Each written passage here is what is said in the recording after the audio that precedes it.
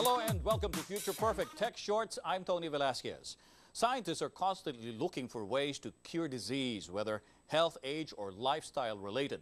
Many advances have been made, especially in the field of stem cell therapy, a treatment which introduces new adult stem cells to damaged tissue to treat disease or injury.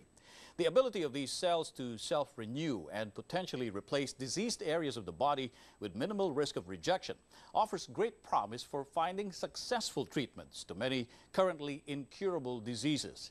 And here with us on Future Perfect to talk more about stem cell therapy in the Philippines is Dr. Michelle De Vera. She's the Deputy Director of the Institute of Personalized Molecular Medicine. That's a mouthful, or IPMM. Dr. De Vera, thank you very much for coming to the show. Thank you, Tony. Thank you for having us. Everybody was thinking before that stem cell treatment would be controversial because they kept hearing about how other countries would use fetuses to harvest stem cells, but that's never been done, has it? Well, there are different sources of stem cells. But never fetuses. You can. You can. There are certain countries in the world that use aborted fetuses as their source of stem cells. We don't do it here in the Philippines. Yeah. Well, not where I come from, at least. But it can be used. So it's not a good source of stem cells, certainly. Are you saying it's not good ethically or it's not good scientifically? I can only speak scientifically. Every person has their own ideas in terms of morals and religion. Let's keep the religion out of the scientific discussion. But in terms of science, it's been shown that apart from the fact that it can actually, a lot of aborted fetuses, like fetuses that become aborted without doing anything, they are spontaneously aborted, certainly have genetic problems with it. So if you use it, you might be giving the genetic the genes to the recipient. The other one is that there are countries that in fact pay people to get pregnant and at a certain point in their pregnancy abort the pregnancy. Do you have stem cell treatment for people who leave their cell phones on in the studio? Oh, I guess not, right? Anyway, so in the current practice now of what is it? Personal molecular medicine, right? Yes. Yeah. Does the stem cell have to come from any specific part of the body, from the donor? Yeah. Yes. The best sources for adult stem cells would be the bone marrow. Okay. You can get some from the peripheral blood, and you can get a lot of it from umbilical cord. Okay. Umbilical cord blood and umbilical cord material. Yeah. But you can also get it from other sources in the body, fat cells, for instance. So is that why they say even liposuction can actually contribute to stem cell treatment? Yes. So if you harvest fat, like harvesting bone marrow, you can isolate the stem cells from it and then expand it and use it for treatment. All right. How long have we been offering this kind of treatment to patients here in the Philippines? I work at the medical city, and in the Philippines, in fact, we are probably one of the first institution and hospital that have offered this kind of treatment. So we started in 2005. Okay. I wasn't here yet. I wasn't involved with the program yet. I was in the States, and but we started in 2005, and most of the patients were patients with cancer. Yeah. I think just because of the nature of the disease. But since then, we've had some patients who've had all sorts of diseases, a whole range of it. There are other institutions in the country that does it as well. Okay. The National Kidney and Transplant Institute does it. The Lung Center, Makati Med does it. I think St. Luke's in a small way does it as well. So it's already become more commonplace than I thought, and more widely accepted now, because people would think, oh, I want to get stem cell therapy, I need to go abroad. I mean, I need to go to China maybe, or I need to go to Europe. But But it has been here since maybe 2005 or earlier, or 2005 maybe. 2005? That's probably the first time that we've been able to do stem cell therapy in this country. But it wasn't in this, right now it's institutionalized more or less in the medical city. Right. We're more organized, it's certainly, the technology is better now. because you have like a specific division for Yes. molecular medicine, Yes. right, to do Yes, that, we do. right? Right. Now, when we talk about the use of stem cells for treating diseases, is it a 100% guaranteed cure? I mean, people will think, oh, it's like a miracle cure. Yeah. It's like the fountain of youth. I'm going to be really young and more revitalized if I get right. stem cell therapy. Is that how it works? No, I don't think anyone, certainly there is no 100% guarantee. There is no guarantee in terms of diseases. It's not a magic bullet. Not at all. It's not a magic bullet. It's not a cure-all. It's not the fountain of youth. However, it's certainly, the science behind it is certainly sound enough to think that it can be used for treatment for a lot of diseases that we didn't think before. Like? So it's certainly not, for a lot of it for cancer. Certainly. Mm-hmm. We're very careful about calling it cure. When you say something is a cure, it appears to be like you've truly wipe the disease. taken away the disease, and that certainly isn't true. Not right now, not in the next few years. But So what do you prefer to call it then? we can use it for improving a particular disease state, making sure that the symptoms are much better. So I think the doctors will call it what? The wellness thing? I guess so. The general It's well-being well, of the person? general well-being is possible, but when we say wellness, that I guess it connotes that the person didn't have a disease to begin with. They healthy just to want begin with. yes, and they just want to feel Maintain a better healthy and lifestyle. maintain their current state. Yeah. But if you do have disease, there is improvement in the state of the disease. Your symptoms get better, the disease is halted in its progression. So I don't know if I actually will phrase this question right. What is the success rate for patients in the Philippines who've actually availed of stem cell, what do you call it, treatment? Treatment, right. Okay, treatment. That's difficult to answer because when you talk about success rate, you have to have a number of people treated. And there's not enough people Not enough to base to it say. on? Even for certain, for instance, if we talk about cancer diseases, you can't lump them all in cancer. Because there they're are people different who are different forms. stages, different cancers, different organs that are affected, and different people where their stages are. Did they get chemotherapy before? Did they fail chemotherapy before and are doing it again? Yeah. And so when you say a specific number, that would mean, if I treated 1,000 people and of the same kind of disease, of the same severity, then I can say, 50% or this and much. But excuse me, doctor, I think we're getting ahead of ourselves. I mean, a lot of people might have heard of stem cell treatment, but they don't really understand what it means. So we began by saying that you can actually harvest the stem cell from bone marrow, from peripheral blood, Yes. From the umbilical cord. But how do you apply the stem cell to a particular disease? I mean, where does the stem cell go? When we get it, we harvest it from, let's use the bone marrow as an example. All right. So you get a bone marrow aspiration, and you get a whole bunch of cells. And what we do in the lab is we bring it down there and we isolate the stem cells themselves. Because when you do an aspiration, they're not all stem cells. And so you isolate the specific cells that you want. Okay. And then you grow them. You grow them into a specific cell line. You grow them? Yes. So you culture them? You culture them in the lab. How fast do they grow? It depends on the cells, but in general, or it depends on the age as well. Oh, okay. So I'm not going to tell you my age, but then, But it takes about 2 to 3 weeks. to culture how many? Oh, that how would do be- you quantify what you grow? Is it like in In millions, you count it by millions? you do. There is a way to count the cells Okay. in the laboratory. You grow them as much because you need as much. Right. You can't, theoretically, you can't do anything to a disease if there's so little. And so you culture them to about millions of cells, Okay. about 20 to 30, 40 million of cells. Do you like weigh them? I mean, like when we normally administer medicine, it's like in cc's, right? Yes. Right. So it's well, the cell count is not by volume. You look at it under the microscope. There's a particular formula that you use. There's a machine that you use that counts the cells. Okay. You don't count them 1, 2, 3, 4, 5. It's Like not there's a DCOS way. machine, Yeah. right? No. We might get the wrong count. Ah, okay. Politically moving towards there. But All right. Let's move. let's go back to the scientific thing. So Okay. you count the number of cells. if, say, for example, Yes. a particular disease, how much of the stem cells do you have to apply, say, in one dose? Okay. I mean, I'm curious. Sure. The dose is not known yet. Currently, that's one of the biggest questions that we have. What is the most appropriate dose to give for this particular disease? It appears to be in the studies that the more you give, the better the response. Okay.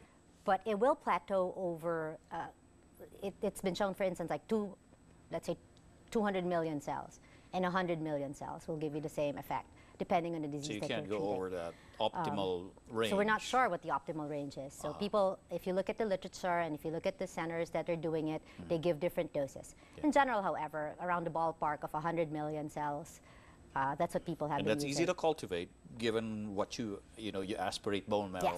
or you get peripheral Yes, blood. and you have to culture it with specific growth factors, growth medium, and And the in laboratory. about 1 to 2 weeks, did you say? About a couple, yeah, you couple could of weeks. cultivate it, right? Yes. So if, say, a patient has it, has it taken from his or her own body, Yes. it grows in that rate, 1 to Yes. 2 weeks. And then can you cultivate more and set it aside, Yes, like you can. refrigerate it? It's under, you cryo freeze it, and that's what we do. Because at least in the hospital where I work, Yeah. at the medical city, we don't, the protocol is not to give it all at once. Yeah. We give it in doses? In doses, correct, exactly. And then it depends on the response of the person. Is it better that it comes from the body of the person who's being treated, or that there's a healthier donor that you can get it from? Sure. There are disadvantages and advantages to both. The advantage of getting your own is that the likelihood of rejecting the cells, for instance, less. or having a reaction to it is amazingly less. It's your own cells, and your immune system Same will with not blood recognize it. transfusions, right? Correct, exactly. However, you're correct. If you are an older person, about 80 or 70 years old. Why do we keep going back to that? If you're an older person, if Right. you're 70 years old or 60 years old, for instance, then the capability of your cell to grow, to expand quicker, it is not as well as, let's say, a 20 or a So you need a more 30-year-old. virile donor to actually, or a healthier donor Right. to actually get the stem cells Sure. more effective, to make them more effective. Yes, that being said, however, the way we do it, even if you're a 70-year-old man, we can use a particular technique in the lab to look for the cells that are truly healthier and better suited for this particular purpose. Okay. So there's a machine in the lab that we can use, and we can look at it under the microscope and take a look at your cells. But like I said, there would be less of those cells than, let's say, a Sure, a 30-year-old younger or a 20-year-old. The disadvantage of that is that there might be some reaction when you use somebody else's cells. There are current studies right now that tell us that maybe that's not necessarily true. Okay. There are companies or there are hospitals in the United States that use somebody else's bone marrow, for instance. But the theoretical disadvantage is that you might react to the cells. So you have to match.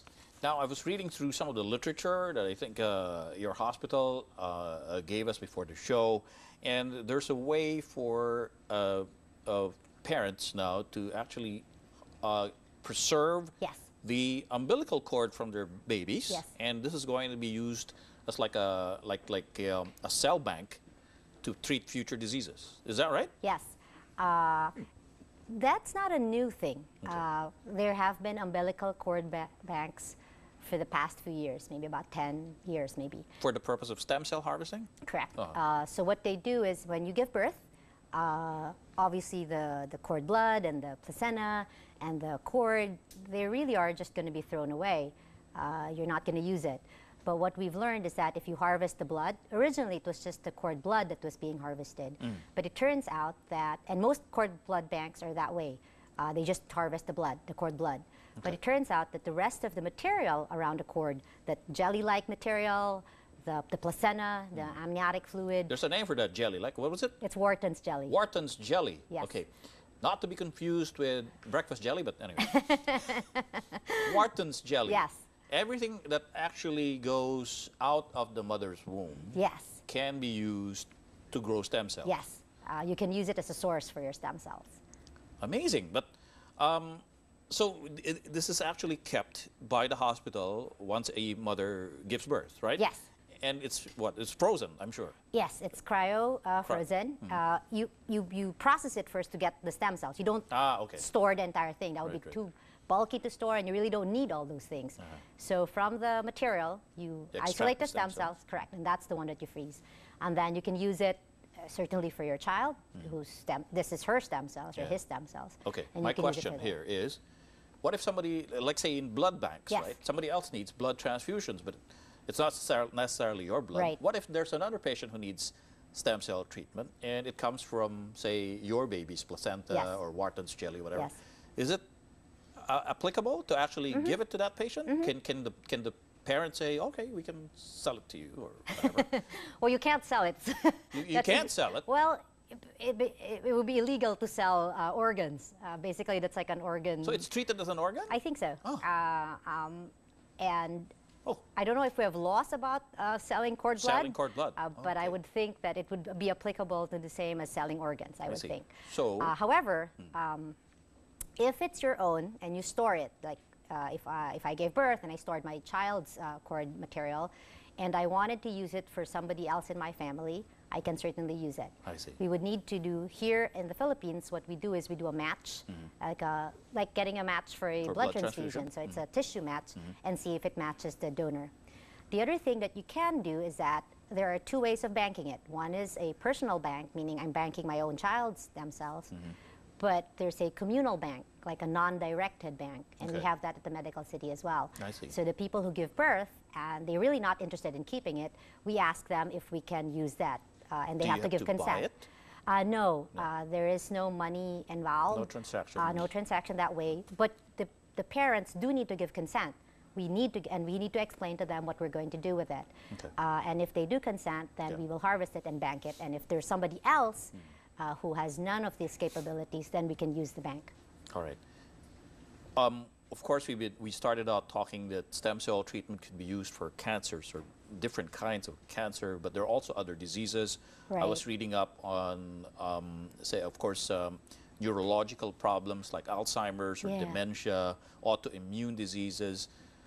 What can stem cell treatments not treat? I mean, is there anything that it's not supposed to treat, or are there all the entire gamut of medicinal science is covered? Well, the treatment that is standardized using stem cells is certainly leukemias and lymphomas and some immunodeficient diseases, meaning when you're born with a weak immune system.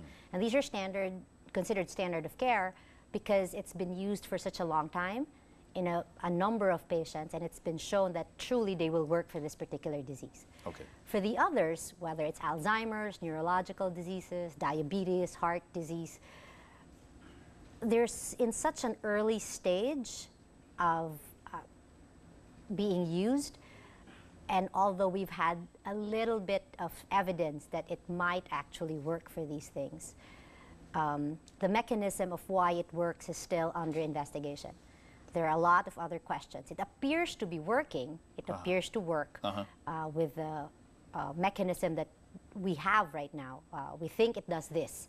And so because for this disease we can do it. So you can notice the effects. You can observe the effects. Correct. But you don't know how it does that. Yes. We know a little bit, but not a lot.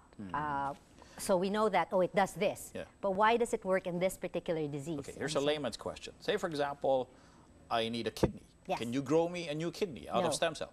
No. So you can't grow organs? Not with adult stem cells. Adult stem cells, although they're called multipotent, meaning they can grow into different tissues and forms, but they're not pluripotential enough to grow an organ. If you get the stem cell from, let's say, an embryonic source, then they have the capability to grow an organism. But there's the ethical question again there. Correct. So that's not being done. That's not being done. Of course, we suspect in other countries. Yes. In other countries, embryonic stem cells are being used for research as well. To grow organs. Yes. And to use it in this particular treatment for other diseases. There's another adjunct to I guess what we're discussing, because there's a lot of growing interest now, and I suppose you've heard about it, 3D printing, three-dimensional printing, and some people have actually tried to grow skin, to make skin using 3D printing. I wonder if that 3D printing technology would somehow be used in conjunction with stem cell treatment. Well, people have been growing skin Yeah. using stem cells already. It's not as good, and they've used it for burns, Yes. for grafting and burns, Right. and they've had very good success about doing this. Can we grow larger? Larger tissue? And that's probably where we can use those kinds of technology. Okay. So I guess if you needed, say, to grow something in the future, like maybe, I don't know, a lung, Yeah. could you grow? I'm just thinking. Or what about, say, for people who may be disfigured in accidents? I mean, Yes. say maybe they got an ear cut off or a finger cut off. Like growing Could in a- these things be done using stem cell treatment? Not yet right now. No one has really grown, like, let's say, a whole ear, for instance. Yeah. They've done cartilage. Uh-huh. Cartilage has So been nose, grown. yeah. Especially, there's a lot of interest right now in joint injuries, Joint sports replacement, injury, growing cartilage and bone and things like that. And there's very good evidence for it. And so a lot of centers are doing that, not just in the Philippines, but also in other countries. All right. Well, all of these pretty interesting stuff, the stuff that we used to just read in science fiction novels and in watching movies, but it's all coming to life, to reality. I guess the price is something that's still prohibited, Yes, right? very expensive. Yeah. So The- literally, using stem cell technology, it's an arm and a leg, but you can regrow that. But you can regrow it. Or maybe not. Maybe not, yeah. So it costs an arm and a leg so Yes. far. Okay. And not covered by insurance, I heard. Yes, not. Because it's not considered standard of care, then insurance companies won't They don't cover cover for it. Eventually, could they? I hope so. Yeah. If you think about bone marrow transplants, which is a stem cell transplant, that's covered by insurance. Okay. And you just have to go through the process of getting it standard and treating a lot more people and understanding the science And more. maybe put in the same category or treated in the same category. Correct. Dr. Michelle De Vera from the Medical City, thank you very much for all of that interesting and enlightening explanations on stem cell treatment. Who knows, I may live to be 105 using stem cell technology. I can still look as young as this. Dr. Michelle, thank you. Thank you very coming. much. Thank you. Well, coming up next, innovations in environmental technology. Future Perfect Tech Shorts. We'll be right back.